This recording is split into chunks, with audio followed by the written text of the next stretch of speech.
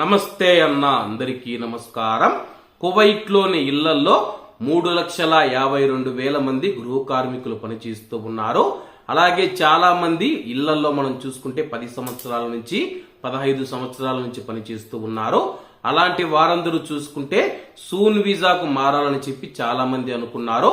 అలాగే సూన్ వీసాకు సంబంధించి Kuwait public authority for manpower జూలై 14వ తేదీ నుంచి సెప్టెంబర్ 12వ తేదీ వరకు మీరు ఖాదీం వీసా నుంచి సూన్ వీసాకు మారవచ్చని చెప్పి ప్రకటించిన విషయం అందరికీ తెలిసిందే. అలాగే చాలా మంది సెప్టెంబర్ 12 అయిపోయిన తర్వాత మళ్ళా గడువు ఏమైనా పెంచారని చెప్పేసి చాలా మంది అడుగుతూ ఉన్నారు. అలాగే దీనికి సంబంధించి public authority for man power కీలక ప్రకటన చేసింది. 2024 నాటి మినిస్టీరియల్ రెజల్యూషన్ నెంబర్ 6 గడువు ముగిసిందని చెప్పి public authority for manpower ధృవీకరించింది.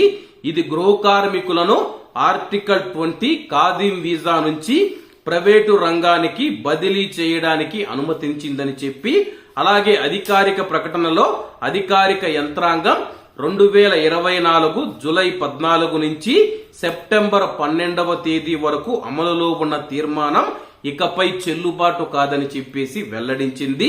గృహ కార్మికులు ఉద్యోగాల నుంచి మారడానికి అనుమతించే ఆ యొక్క ఏదైతే నిర్ణయం ఉందో ఆ యొక్క నిర్ణయం ముగిసిపోయిందని చెప్పి, నిర్దిష్ట పరిస్థితులలో మాత్రమే ప్రైవేటు రంగంలో గృహ కార్మికులు వెళ్లారని చెప్పేసి, అలాగే చాలా మంది అయితే అడుగుతూ ఉన్నారు, మేము అప్లై చేశాము, అప్లై చేసిన తర్వాత గడువు ముగిస్తే మేము ఖాదీం నుంచి సూన్ కు మారలేమని చెప్పేసి ఎవరైతే దరఖాస్తు చేసుకుని ఉంటారో, గడువు ముగిసే లోపల దరఖాస్తు చేసుకుని ఉంటారో వాళ్ళ యొక్క వీసా ఖాదీం వీసా నుంచి సూన్ కు మారుతుంది.